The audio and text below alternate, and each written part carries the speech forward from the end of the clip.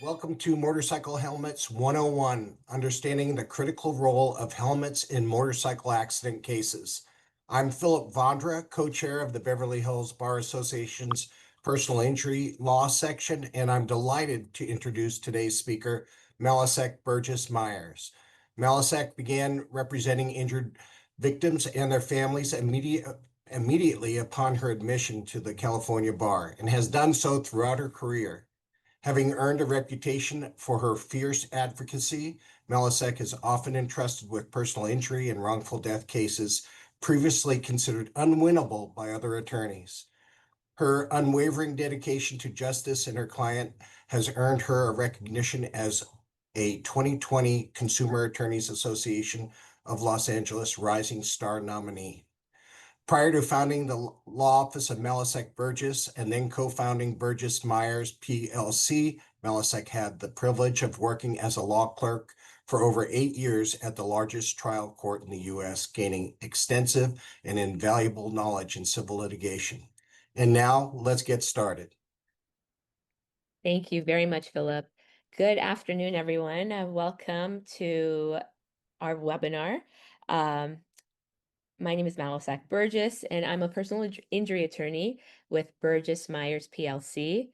Today's webinar will focus on the crucial role that motorcycle helmets play, not in only saving lives, but also in shaping the outcome of a motorcycle personal injury case. Slide, please.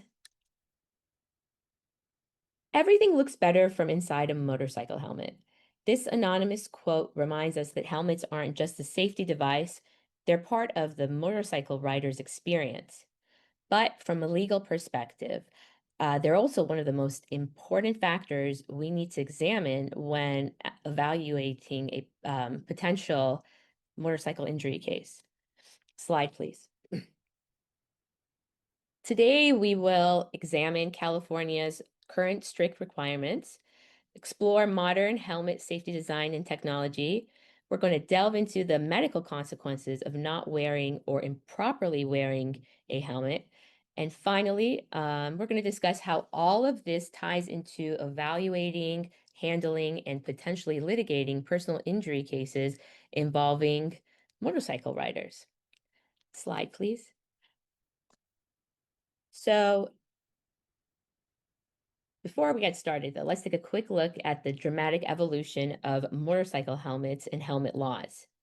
Surprisingly, the first motorcycle helmet, which can be seen in the photo to the left, was not developed until almost 30 years after the first petroleum-fueled motorcycle was invented. Even so, it was seen more as an optional accessory, and it was rarely used by riders. Slide, please.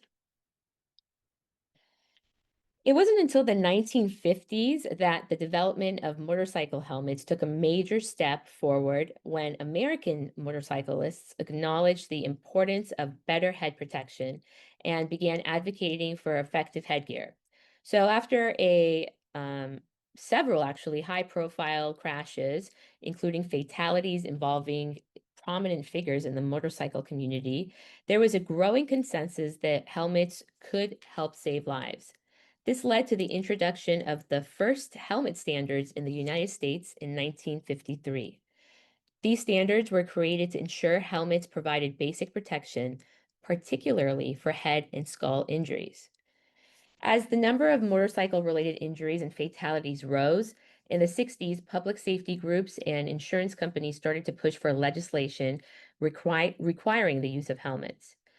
As a result, the first federal law mandating universal helmet use by both motorcycle operators and passengers, regardless of their age or experience, was put into effect in 1966. So the federal government required states to enact universal motorcycle helmet laws in order to qualify for certain highway safety funds. By 1975, universal helmet use laws were in effect in 47 states and the District of Columbia. But when federal penalties for states without a universal helmet law were eliminated in 1976, just a year later, a year after, so many, the most states there are had a law that, I'm not sure if that made sense, but the universal laws were eliminated. I'm sorry. Roughly half of the states got rid of their laws. So once they got the funding, they were not interested in having these laws any longer. So next slide, please. California is its own creature. I mean, with the landscape that we have and all the different areas where motorcyclists can go riding, it makes sense that they have extremely strict laws. So California Vehicle Code Section 27803 has some of the strictest helmet laws in the country. It makes it unlawful to operate a motorcycle or ride as a passenger without wearing a safety helmet.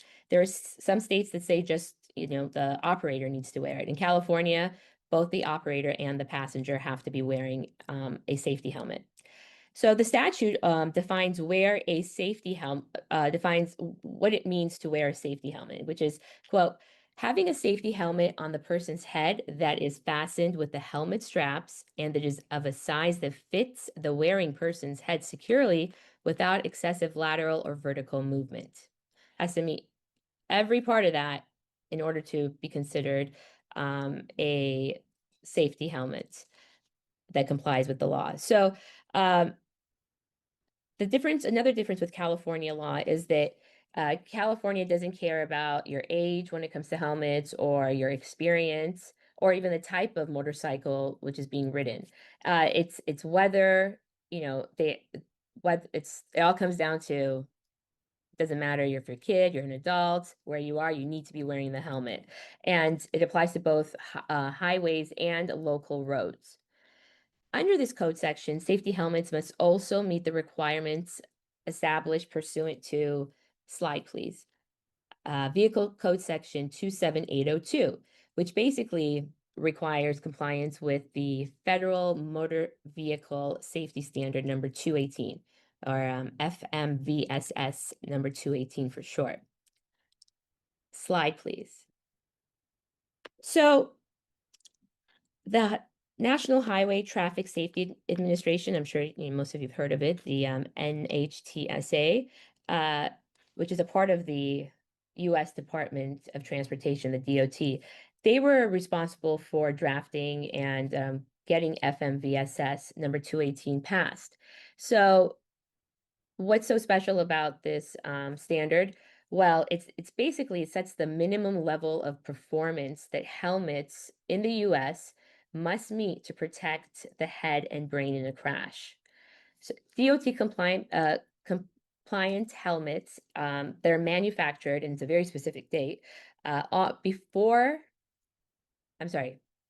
or after May 13th, 2013, are required to have a certification label on the back that you see in this slide, that you see in this photo here.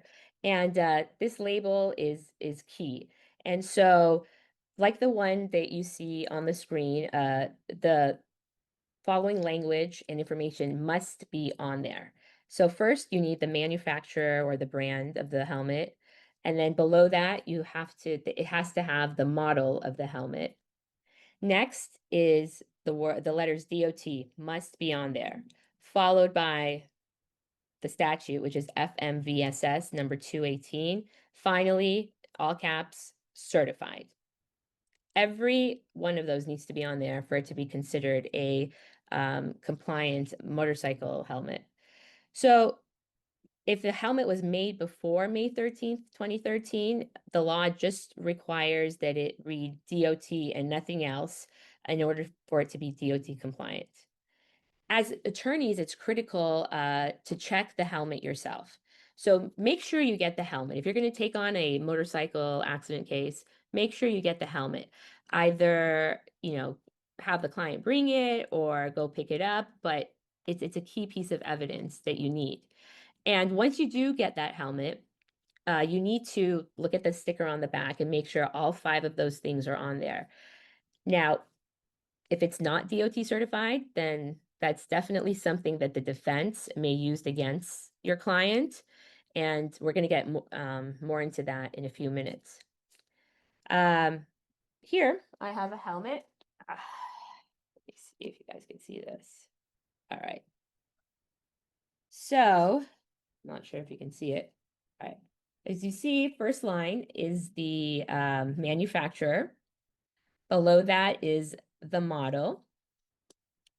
And then next you see the letters DOT, really big, followed by FMVSS number 218, and the word certified. So this helmet is DOT compliant and it does the trick. And you should feel how heavy it is if you've never felt a motorcycle helmet.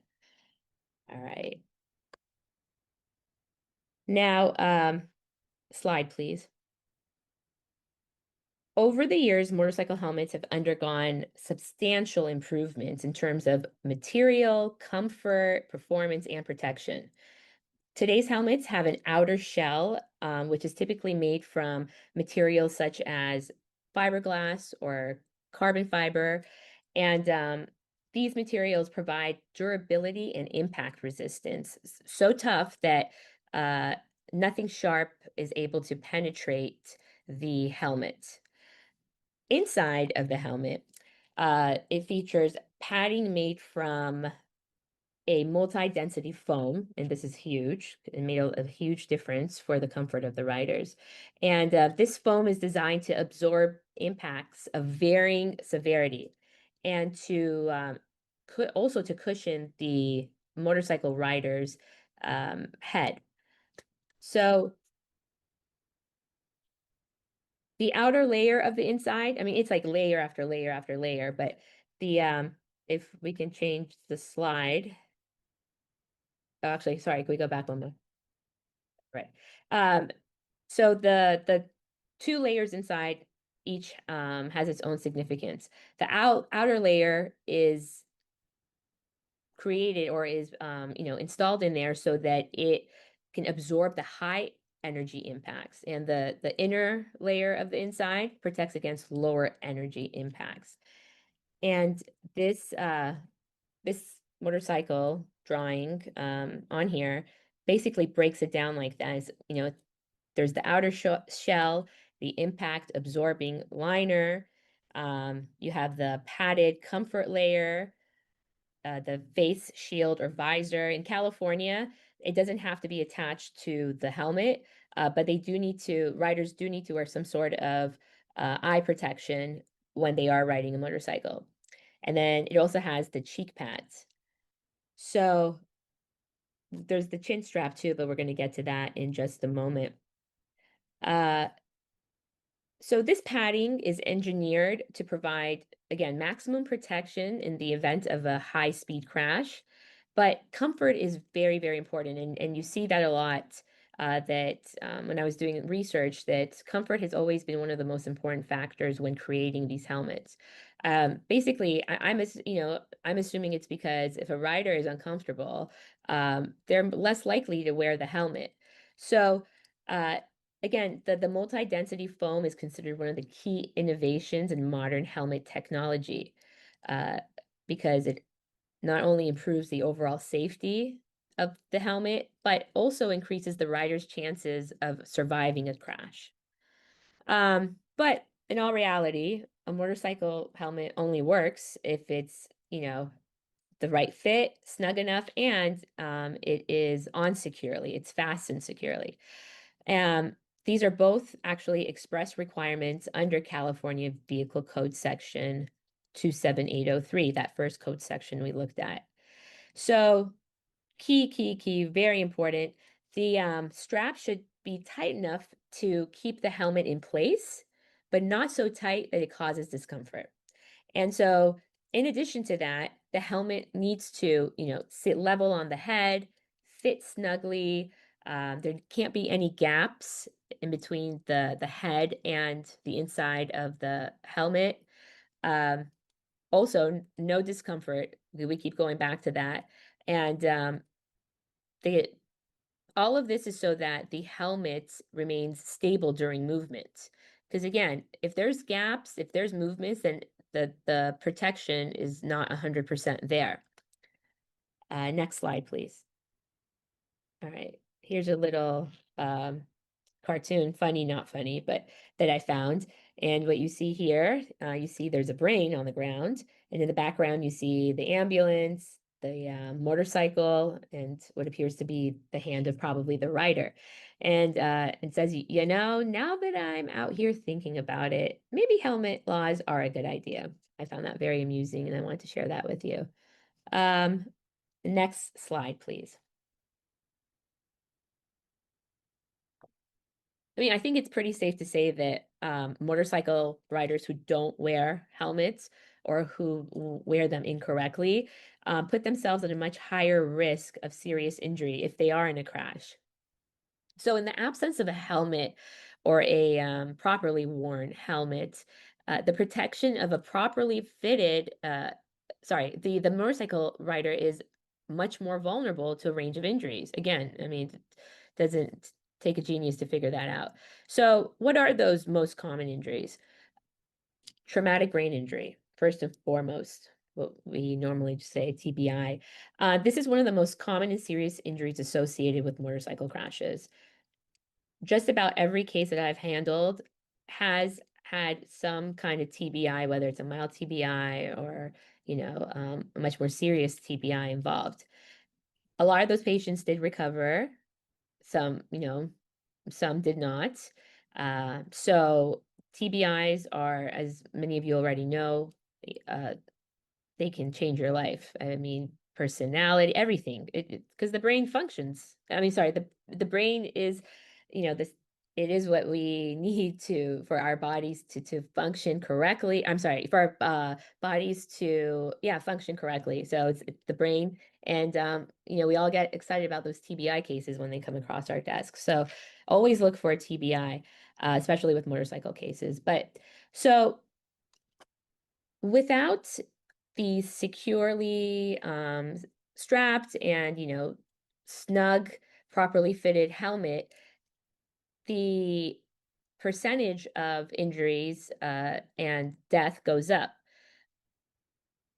Unlike a motor vehicle accident, two cars, a motorcyclist doesn't have that shell, doesn't have that protectant, which is the car.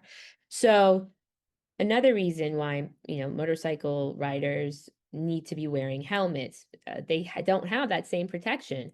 And so research that was published by the NHTSA showed that helmets reduce motorcycle fatalities by 22 to 40% and death by 41 to 69%. So those are huge numbers.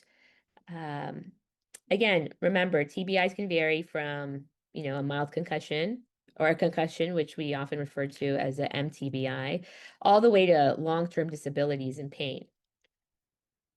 So, in addition to head and brain injuries, motorcyclists who don't wear helmets, I'm skipping the skull, but I'm going to go to the spine injuries, they're at much higher risk for neck and spine injuries. And of course, neck injuries can cause permanent paralysis or any other kind of long-term disability and pain. Back to the skull injury. So the skull is really like an eggshell. It might feel not as thin, but it's as delicate. And so we often see fractures of the skull in motorcycle cases. Uh, this is this happens particularly when the rider is thrown off the motorcycle, which I don't think I've ever handled a motorcycle case where the client, didn't go flying off their motorcycle. And so where was I? Oh, yes. So that skull, it's just as important as the brain, well, because it surrounds the brain. But finally, we have facial injuries. And I've had quite a few of those. The last one, the client had a 17-centimeter scar on his face, and he was wearing the helmet. The visor broke and cut his face. But facial injuries can include broken bones, nasal fractures, and disfigurement. Again, from any scar that they get as a result of the crash.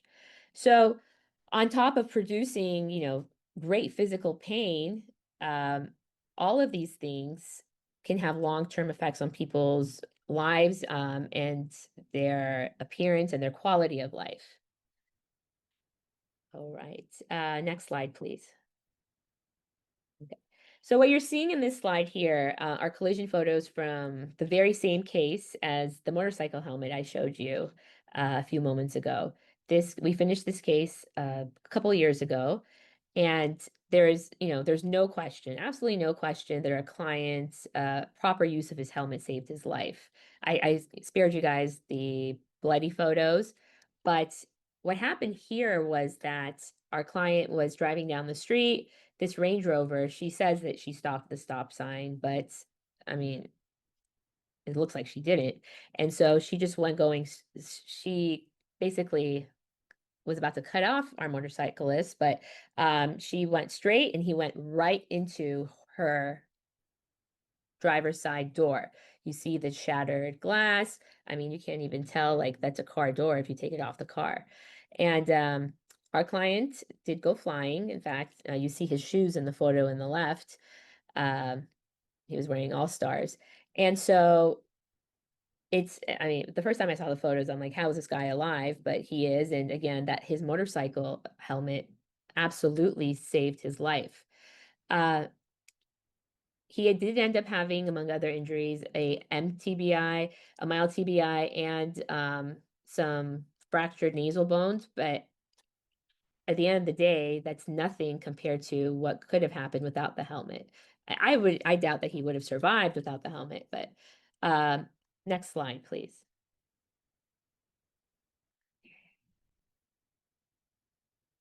All right, motorcycle helmets in the context of personal injury cases, which is why we're all here.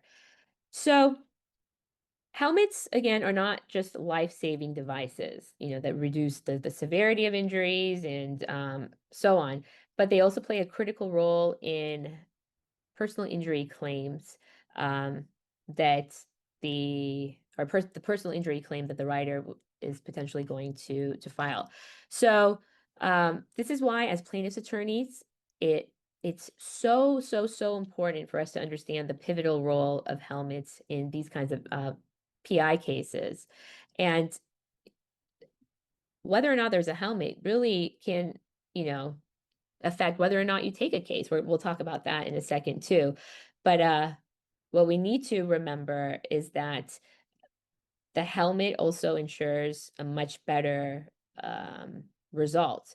Uh, you want the best compensation because obviously the more the client gets, the more you get.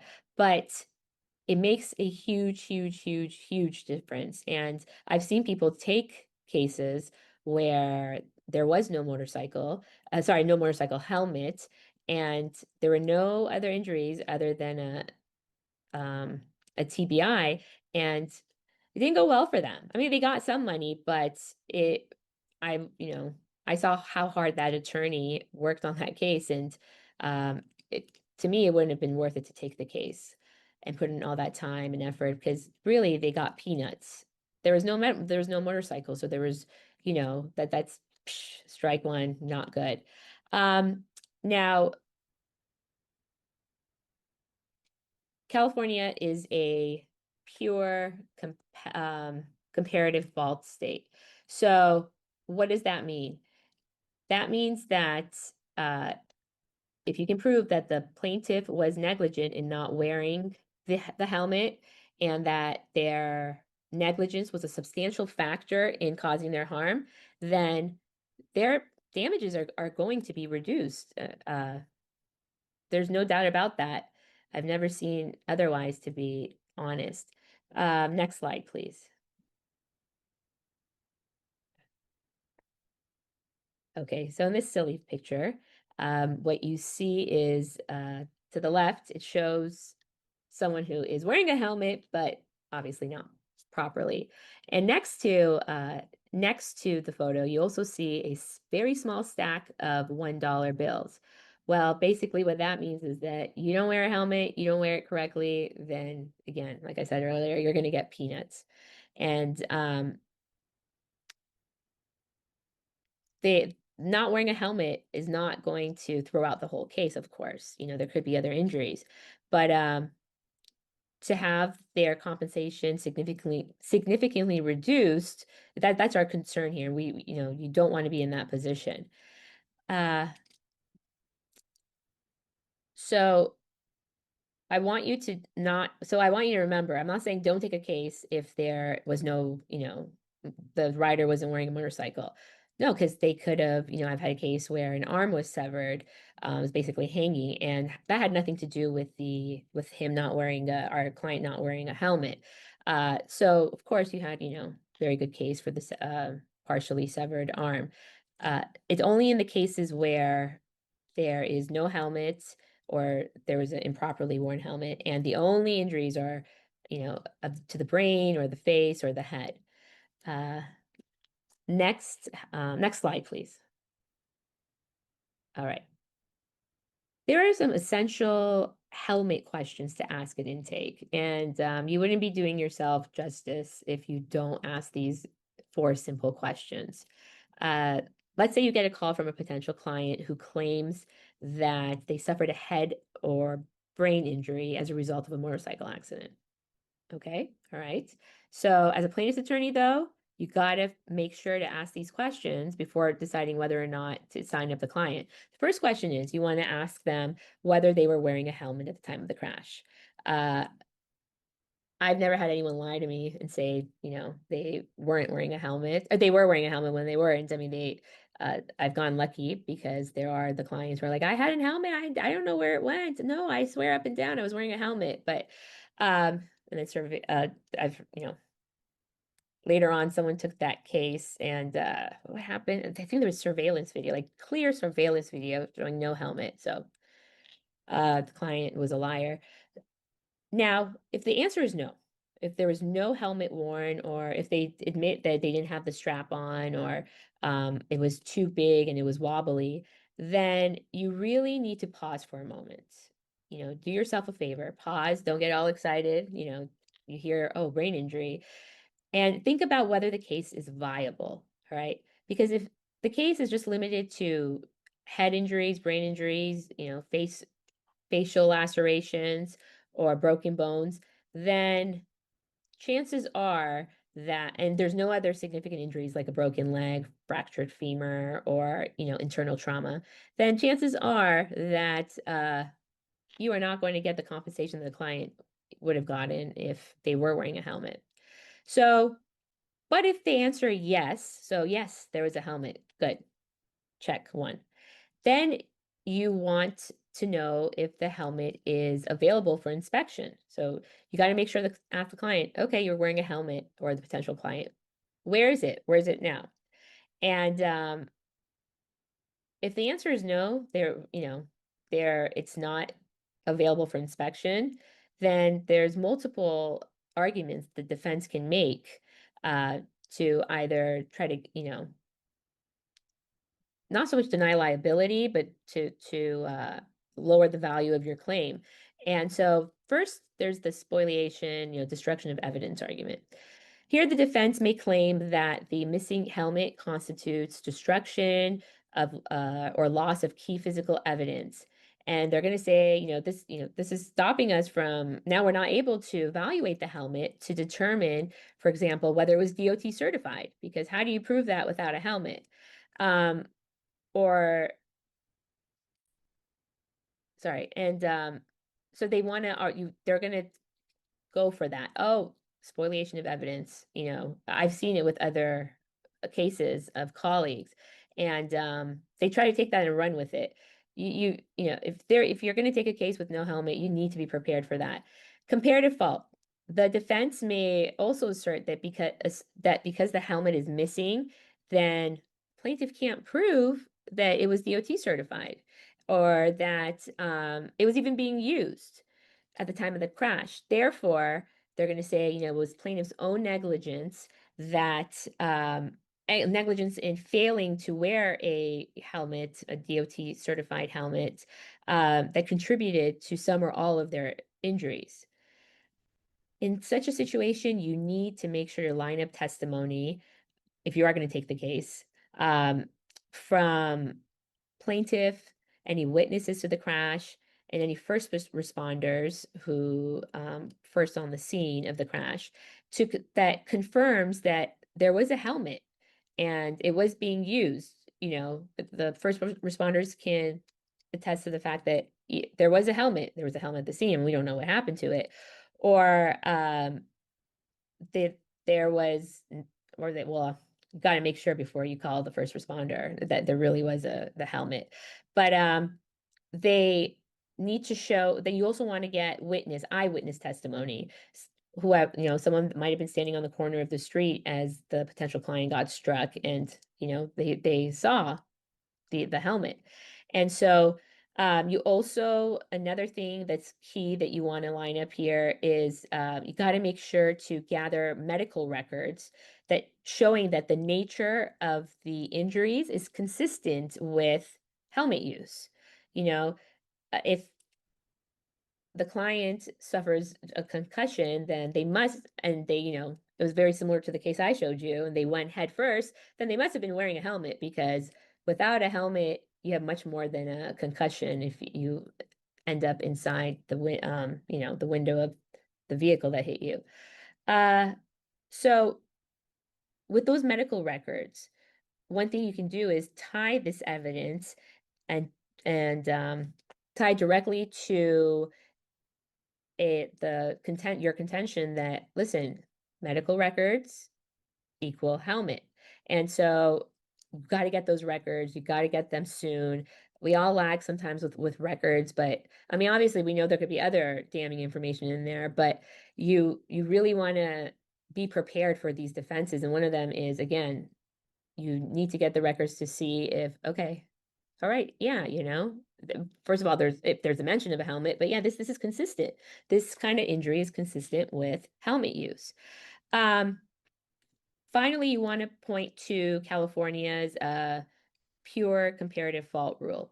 And so you want to emphasize that, okay, yes, damages are reduced, but the client's not barred from collecting, and that's the truth. No helmet doesn't mean no money.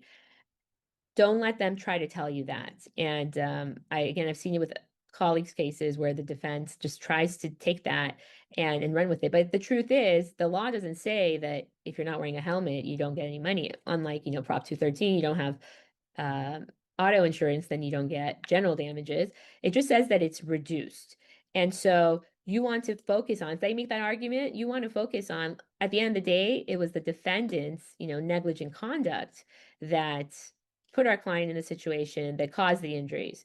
So finally, or sorry, next is the causation of injuries. All right. I've seen this also. Defense experts might say that without the helmet, they can't verify whether specific injuries, such as head trauma or facial fractures, would have been prevented or mitigated. That these defense experts, love to take something and just harp on it. And so, as a part of their evidence, they can go as far as their in support of their position, they can go as far as retaining biomechanical experts to speculate about alternative scenarios. And so be aware if you're going to take that case.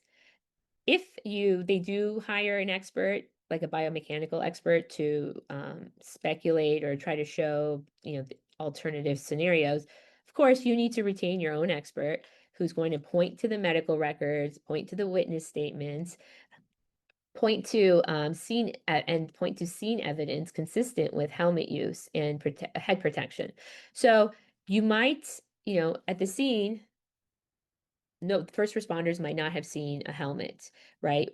But there's the piece of glass, which is the visor, which is the cover that protects your eyes with the helmet.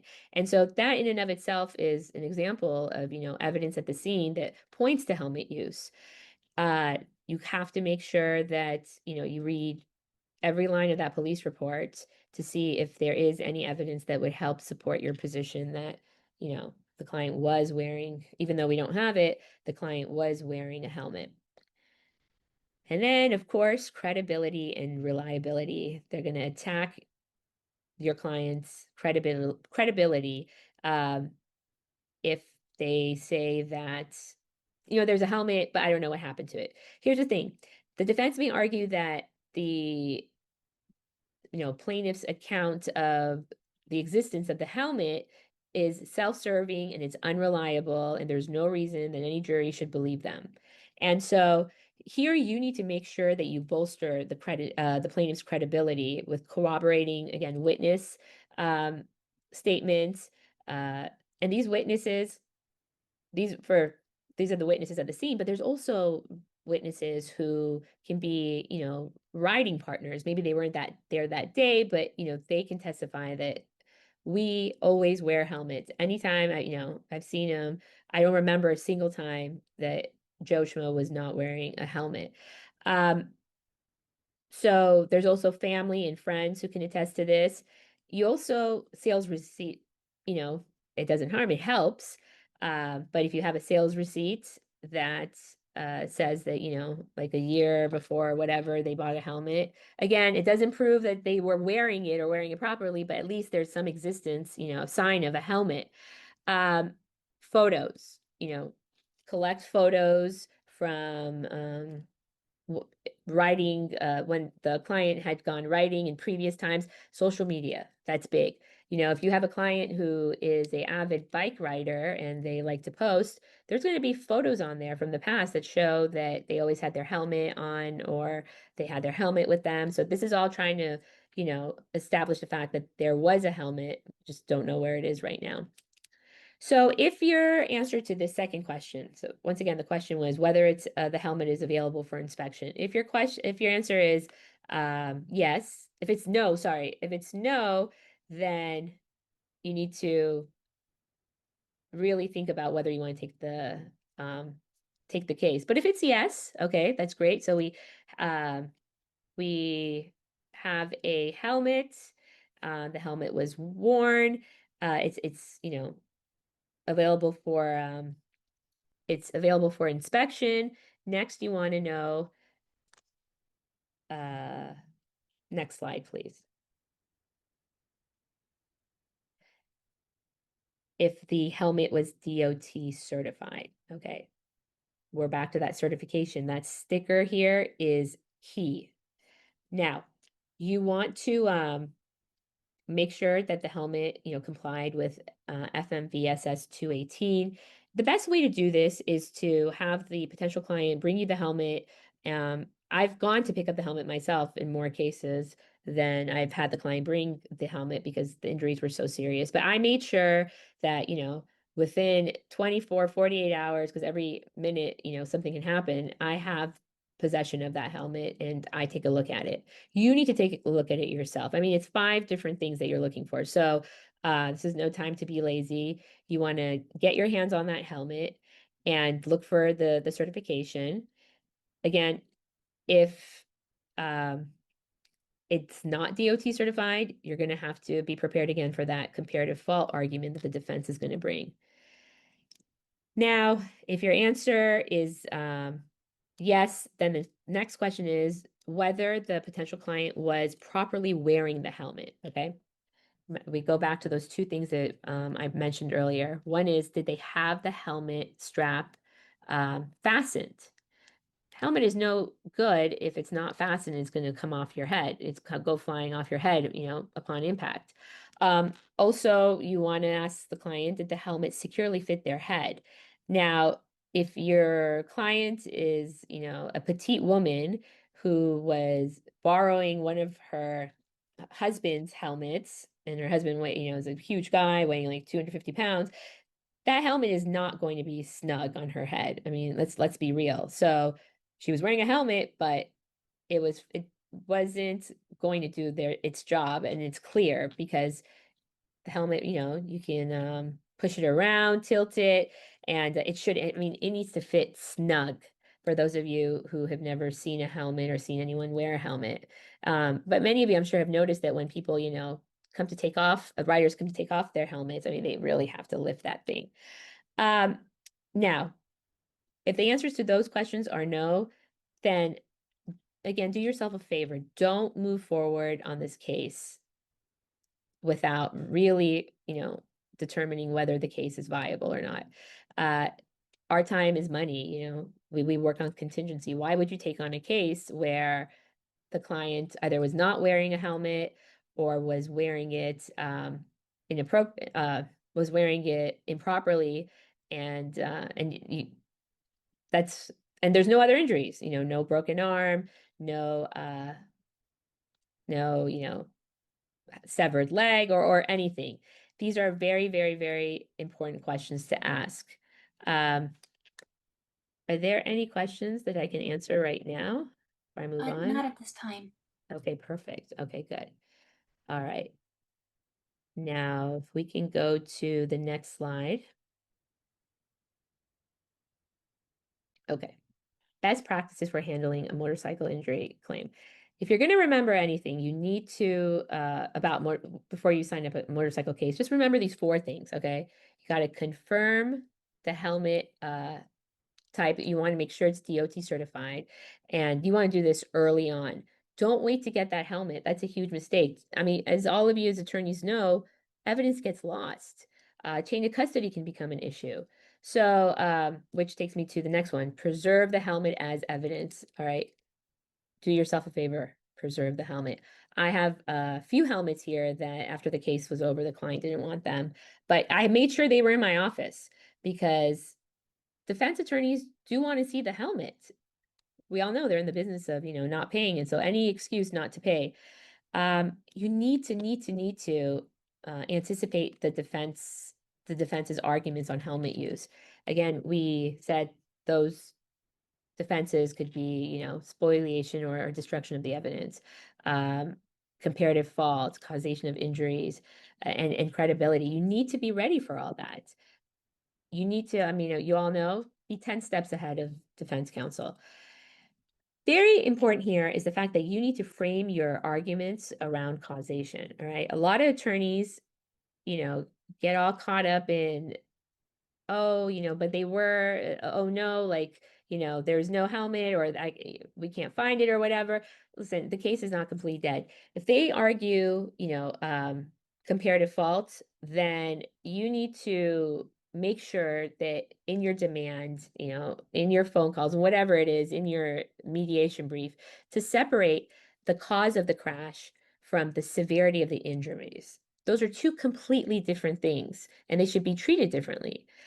Because you want to make it clear that, while helmet use might have affected the extent of the injuries, the cause here, which is the defendant's negligence, remains the same.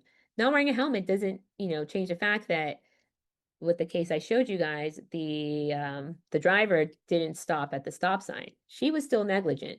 So don't let them dictate the narrative. You got to make sure that you have this distinction and that it's clear and that the defense knows that, you're not going to be a pushover and you're going to fight this and be like, that's fine. Yes, some negligence by not wearing a helmet. But at the end of the day, it was the defendant's conduct that caused the injuries. Something back to, so let me see what was, all right, yeah. Back to comparative fault. So again, you need to remember that pure comparative fault doesn't mean, okay, they were at fault, then no money. Their compensation, their award will be reduced by the percent that the jury, for example, finds that the plaintiff was negligent. So if the jury, decides that, and a great place to find information on this is in the CASI. I always pronounce it wrong, CASI or Casey. Basically the Civil Judicial Council jury rules. That's a great source to look at when you are trying to figure out, well, okay, comparative faults, how much should I be afraid, like what's important, what's not. That's jury instruction, sorry, number 405, and it was on slide 13, and I understand that you guys all have the slides. So you need to, all defendant needs to prove is that the plaintiff was negligent and that negligence was a substantial factor. And then it goes to the jury, and you don't want the jury to come back and say, okay, your client was 90% at fault. That's really bad. I've never seen that. But this percentage, is key. Again, just because they're comparatively at fault doesn't mean that they get zero. It's just a reduction in their compensation. So if, for example, the jury comes back with $1 million verdict, but they decide that, the plaintiff, by not wearing a helmet, was 30% at fault, then $300,000 gets knocked off of the $100 jury award. Excuse me, $100,000. Sorry, $1 million jury award. So, look at that. Do yourself a favor. I mean, you should always be looking at jury instructions when you sign up a case, but especially when you're going to file the lawsuit. But this is a very important one to keep handy. This rule or instruction number 405. Uh, does Are there any questions? Yeah, we do have questions. Okay, next slide, please. Questions. Go ahead. All right, give me 1 second while I look them over. So let's see. Given advances in helmet safety technology, do courts recognize the distinctions between older helmets and modern designs when evaluating liability or damages? So okay, so at the end of the day, the helmet needs to be DOT certified. That if I'm understanding the question correctly, so we have the ones that um have the all 5 levels of certification. That's for helmets that are after May of 2013 or on or after manufactured on or after May 2013. But if it's an older one, at a minimum, it needs to have the DOT. Am I answering the question? Like, is that what the Yes. question was? I think they were talking about what you said, the 2013, the 5 standards after that, but then the helmets prior to 2013 where it was just DOT, if there was a difference between how they evaluate based on that. No, no. It's treated just the same as if it was, on or after May 13th. It still needs to have, it just, the only difference is that it doesn't go one by one. At the end of the day, the old helmet needs to be DOT certified too. It needs to be on snug. It needs to be strapped. All those other things, of course, assuming I understand what you're saying, that need to be there. All right. Let's see. Let me know if I didn't answer the question, please. So let's see. What are the best practices for preserving and presenting a helmet as evidence to maximize its impact with the jury? So, there's a specific company. I'm not gonna, I don't want to make it sound like I'm plugging. So, but there is this one company that our firm and very reputable law firms use, where they have the bike stored, and you could have them keep the helmet as well. So the best practice is so that there's no chain of custody issue, really, is to have a neutral third party. In this case, it's the bike storage facility keep the helmet. All right. And then are jurors more persuaded by physical inspection of the helmet in court or by expert analysis such as photos and testing? At the end of the day, juries want to see things for themselves. I've never seen a juror who, fell in love with an expert because their testimony was so fun and enjoyable. It makes a lot more sense to bring it in yourself, but just show them that it depends on what the expert's argument is. But you do both. Don't try to replace an expert. Don't not hire an expert because you have the helmet. You need to see where the defense is going with their arguments and then decide. One's not a substitute for the other, the helmet in court versus the expert testimony. Great. And then this is somewhat related in regards to experts. In your experience, do jurors understand helmet certifications such as the DOT, or is expert simplification essential? Isn't that kind of the same question? It was from a different attendee. We can move Oh, on to okay, the okay, next okay. one. Well, I figured it was. So I've gone lucky. Every single one of my motorcycle cases settled before we went to trial. A couple of them were on the eve of trial, but they never made it to court, and so that I don't know how the juries would have reacted, but that's a good question. All right, Again, let's see. sorry. So to me, it sounds like the question from before, just like the question from before, because it's asking, would the jury rather see the helmet than listen to the expert? And I mean, you can do both. All right. Are you ready for the next question? Oh, yes. This attendee is asking, what about plaintiff operating motorcycle without a license? And let's say it's a rear end accident. Maybe they could elaborate on that question a little bit more. Or do you understand what they were trying to ask? So, so I think I know what they're asking. Is the license just as important as the helmet? I mean, I've handled quite a few cases where my client didn't have a driver's license because in all reality, the insurance matters more than the license. But I wouldn't, pass on a case just because the client didn't have a driver's license or a motorcycle license.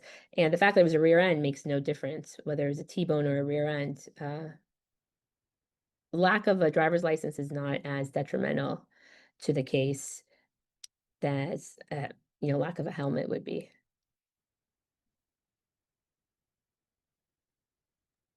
Right. Um, let's see. So that about wraps up questions for now. Do you have any parting advice for our attendees? Yes, of course. All right.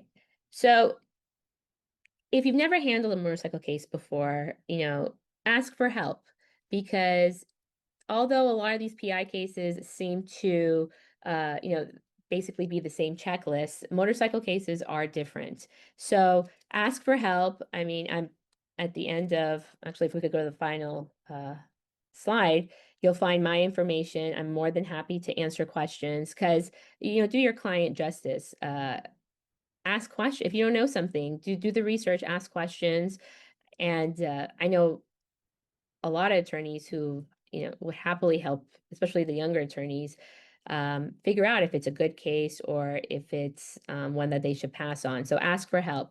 Another piece of advice that I would give is these cases, you need to make sure every client needs to be credible. Credibility is big, but with these motorcycle cases, especially when it comes down to the helmet, you gotta make sure that the client is telling the truth.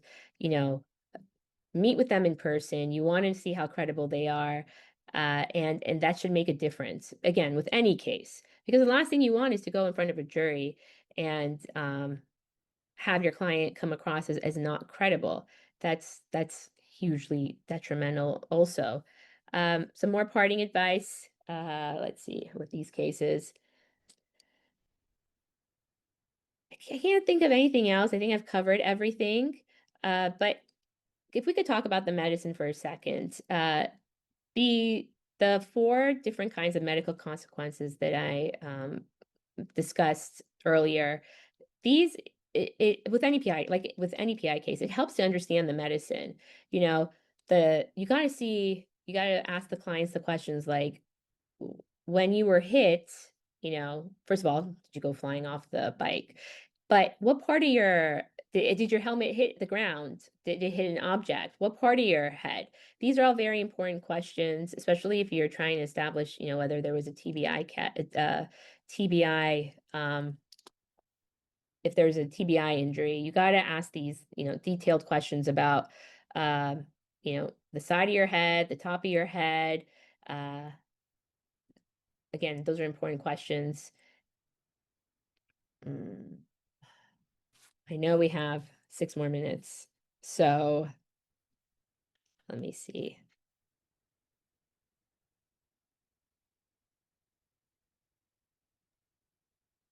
Great. Let's see. Let me check and see if we have any additional questions as well. Um, Can hmm. we Can we take a poll or we can't do that? We could take a poll. What would you like? I'm just curious, how many people have handled a motorcycle accident case in the past? All right. 1 second, please. Take your time.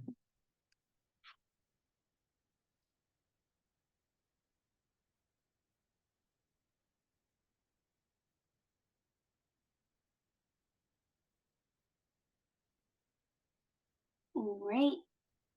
A poll is now live. Please input your answers into the poll.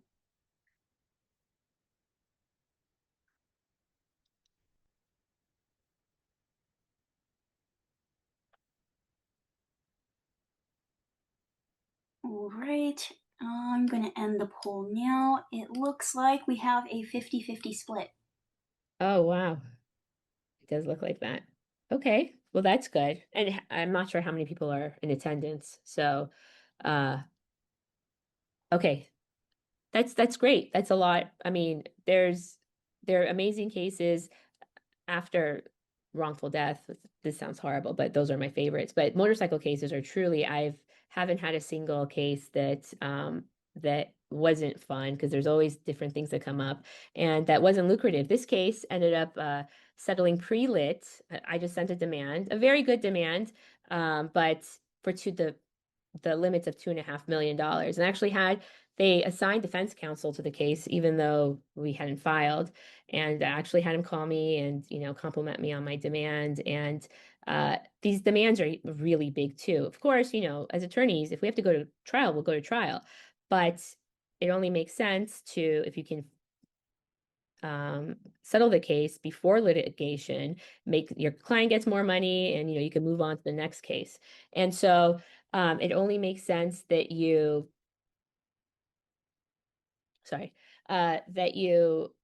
I just totally lost my train of thought. What was I talking about? I am so sorry. I also You lost weren't my listening either. but I do have a question that we could end on. All right. Do you anticipate any changes in helmet law or safety standards, such as like smart helmets, in influencing the way future cases are litigated? You cut out for 1 second. Can you say that one more time? So, do you anticipate changes in helmet law or safety standards influencing the way future cases are litigated? No, I don't really anticipate. I can't see how California would get even more strict than this, but no, I don't anticipate. I haven't heard of anything. I don't anticipate anything. Uh, of course, there's always rules are changed all the time, but I don't see anything happening. All right. Well, I believe that about wraps up the Q&A. Thank you so much for your time today and presenting on this topic, and I hope our attendees enjoy the rest of their afternoon. Thank you, everyone.